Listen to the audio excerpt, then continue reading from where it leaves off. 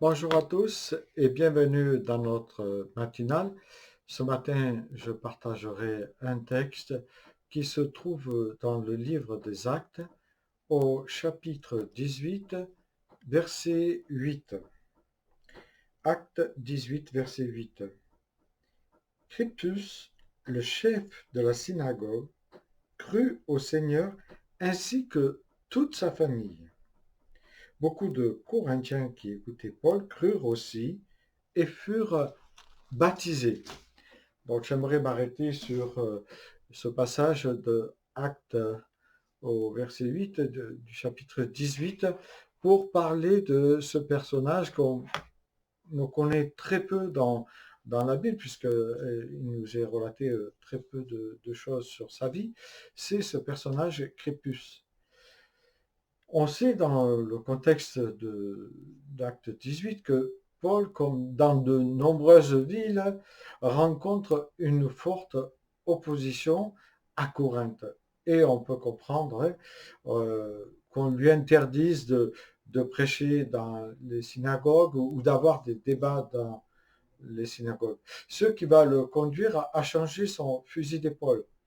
Dès lors, au lieu de contacter les Juifs de la diaspora pour leur parler de l'Évangile, Paul décide de se tourner vers la vaste population païenne de la ville de Corinthe.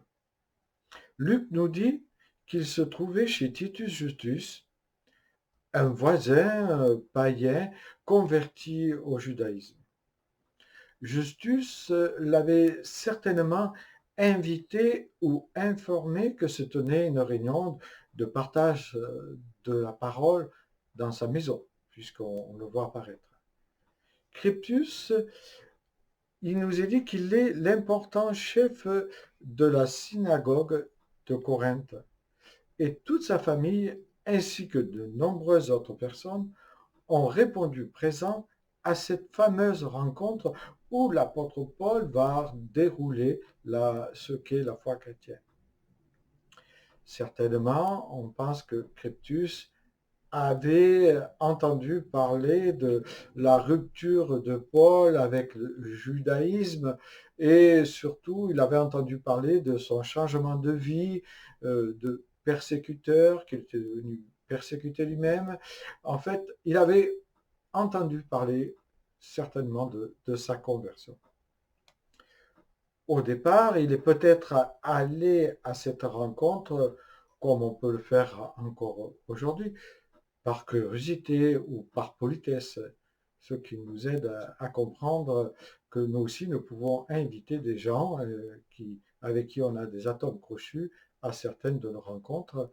Et au travers de certaines rencontres, ils peuvent entendre le message, mais non seulement entendre le message, mais être touchés par la parole. Puisqu'il nous dit que après avoir entendu Paul prêcher, lui et tout ce petit monde se sont en fait tournés vers le Seigneur. Parmi les personnes amenées à l'évangile par la prédication de l'apôtre Paul, on parle de conversion bien sûr, Luc met en avant celle de Crypus, qui signifie le bouclé ou le frisé, mais il veut bien nous montrer que c'est le chef de la synagogue de Corinthe. Il est là, lui, avec toute sa famille, et un peu plus loin, dans 1 Corinthiens 1,14, on apprend qu'il a été baptisé par l'apôtre Paul, qui lui-même a baptisé très peu de personnes. C'est vrai qu'on ne sait pas grand-chose de Cryptus, mais on comprend que ce soir-là, il s'est passé quelque chose de miraculeux dans sa vie. Ce soir-là, c'est ce soir-là qu'il a accepté en fait Jésus dans sa vie, qu'il est devenu chrétien. Pourtant, cet homme, euh, on peut le voir comme quelqu'un de cartésien, quelqu'un qui était posé. Il avait une bonne connaissance de l'écriture, puisqu'il était chef de la synagogue. Hein. Sinon, on ne l'aurait jamais présenté comme cela dans ce passage de Actes. Donc, on peut penser qu'il a entendu, puis pesé et examiné toutes choses avant d'accepter le Christ dans sa vie. Un peu comme les Juifs de Béret l'ont fait juste avant lui dans Acte 17, 11. Et je crois que pour nous, c'est la même chose. Avant de nous engager, avant d'accepter le Christ dans notre vie, Jésus nous dit dans Luc 14, 28 de calculer la dépense. Pour Kiptus, cette conversion a eu des conséquences immédiates pour lui dans sa vie. Il a perdu son poste comme perdaient beaucoup de postes ceux qui se tournaient vers le christianisme qui était d'origine juive à l'époque.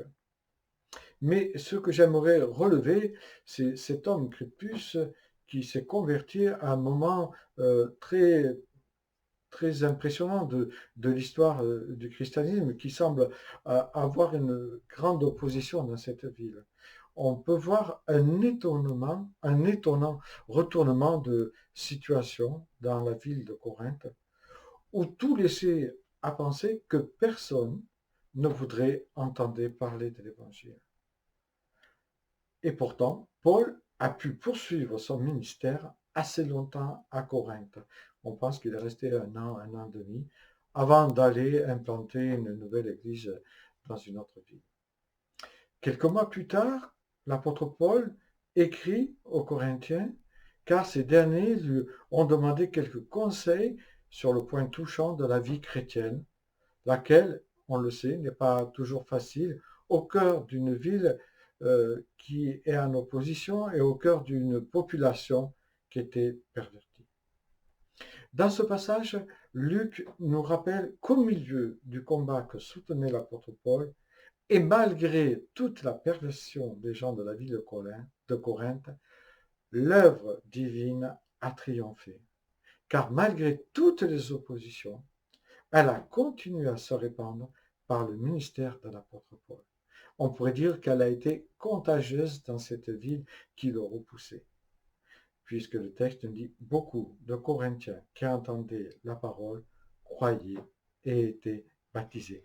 Que ce texte nous motive à persévérer pour continuer d'annoncer l'évangile autour de nous.